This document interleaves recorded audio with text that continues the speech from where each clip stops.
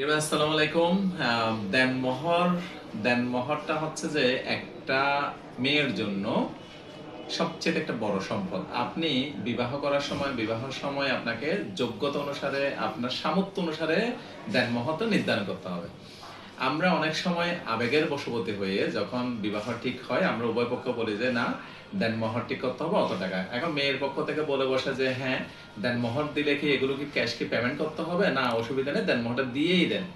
আপনাকে একটা জিনিস মনে রাখতে হবে, কারণ দেনমোহর দেওয়া মানেই আপনি সেই টাকা দিতে বাধ্য। তাই বিবাহের সময় আপনাকে আপনার সামর্থ্য যোগ্যতা অনুসারে দেনমোহর নির্ধারণ করা উচিত।